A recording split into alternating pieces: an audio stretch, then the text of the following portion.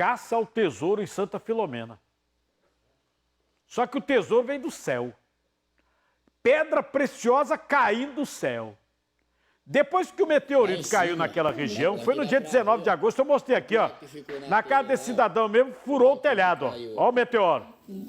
Tava quente, Muitos pesquisadores estão indo para a cidade, tentando comprar os fragmentos do corpo celeste.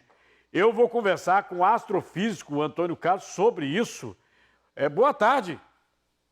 Boa tarde. Obrigado pelo convite.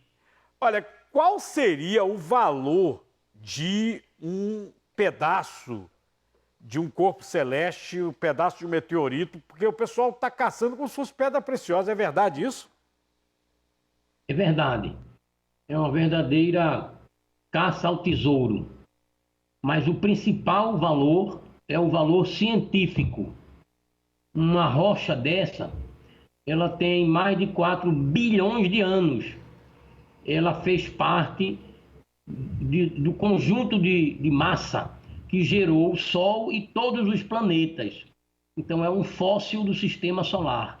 O valor científico é muito maior do que o valor financeiro.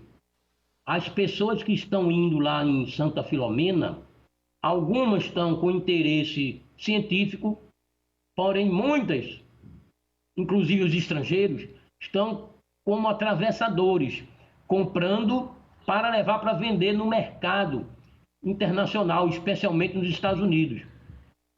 É caro porque tem um interesse científico muito alto, mas eles estão cometendo um tipo de crime, levando essas rochas que deveria ficar no município, para lá se fazer um centro de pesquisa.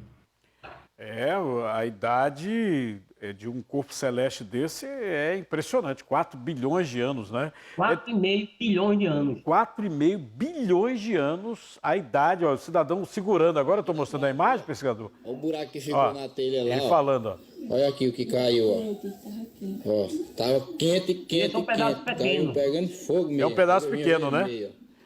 Agora, em dinheiro, né? A gente falando assim, tem ideia de quanto vale em dinheiro um corpo celeste, uma pedra dessa? Existe uma tabela que os estrangeiros levaram para Santa Filomena e eles estavam pagando R$ 40 por grama. Foram achadas pedras com 10, 20, 30, 40 quilogramas. Então, algumas eles pagaram 12 mil, 18 mil, 20 mil. E isso foi vendido porque parte das pessoas que achou são pessoas que não conhecem o valor científico e são pessoas que estão passando necessidade da própria vida e mais ainda no momento da pandemia. Então a gente não pode condenar as pessoas humildes que venderam as pedras, mas podemos condenar aqueles que foram comprar, porque eles sabem o valor e sabem que seria importante ficar na cidade para a cidade ficar conhecida do ponto de vista científico e de turismo. A cidade onde caiu um dos meteoritos mais antigos que já se achou na história da humanidade. Bom, então, conversando com o astrofísico sobre esses corpos celestes que caíram em Santa Filomena e que algumas partes já estão indo para o Museu do Rio de Janeiro e que pesquisadores estão pagando a população por grama naquele município, gerando inclusive um problemão lá para o prefeito, né? Nesta época do ano de tanta pandemia, de tanto problema, falta de recursos. No caso, essa pedra, vamos chamar de pedra, né, para todo mundo entender. Ela teria o quê? É ferro? É zinco? Qual seria o componente dela?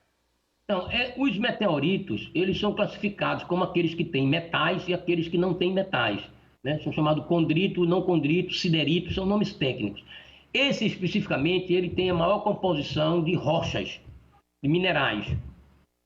Mas ele não foi estudado ainda. É possível que tenha traços de metal, é muito comum ter traços de ferro, e é possível, hipoteticamente, que ele tenha traços de matéria orgânica fossilizada, o que vai ajudar muito na pesquisa da origem de vida, porque no espaço também tem moléculas orgânicas, inclusive que vieram para a Terra primitiva e ajudaram a florescer a vida na Terra. Então, tem uma importância muito grande. Seria como, por exemplo, alguém achar no quintal de casa um fóssil de um mamute, de um dinossauro, de um animal pré-histórico. E isso teria como juntar o quebra-cabeça para formar a história da formação da vida biológica em determinada região. Então, a importância científica é muito grande. Porém, existe uma espécie de tráfego, câmbio negro, que as pessoas vendem para colecionadores ou instituto de pesquisa a um preço absurdo. Eles pagaram 18 mil por uma rocha maior aqui, lá nos Estados Unidos vão vender por 10 vezes mais. Então, infelizmente, os espertalhões pegaram o avião dos Estados Unidos, foram para Santa Filomena no dia seguinte da queda do meteorito. Então, fizeram um investimento grande e rápido, já pensando no que eles podem lucrar com isso. E também as pesquisadoras do Rio de Janeiro, e nós temos que fazer uma diferenciação. O Rio de Janeiro tem um Museu Nacional, que é respeitadíssimo. As duas professoras que vieram são realmente pesquisadoras, têm interesse de publicar artigo científico e de deixar uma amostra lá no Rio. Porém, a crítica que nós fazemos é que tanto os pesquisadores quanto os atravessadores americanos, eles não pensaram na cidade. Nós agora que estamos correndo atrás do prejuízo. Estamos juntando a Secretaria de Ciência e Tecnologia do Estado, Secretaria do Meio Ambiente, a minha universidade, que é a Universidade Rural, o Espaço Ciência, que é o Museu de Ciências, com o apoio do prefeito da cidade. Estamos querendo ir à cidade esse mês ainda, para lá capacitar estudantes e professores e criar na cidade um clube de astronomia e um museu de ciências, para as pedras que nós acharmos ficarem lá, ninguém vai vender, e nós vamos fazer uma preparação da comunidade escolar para que ali seja um ponto de visita de professores, de pesquisadores, e aí a população ganha.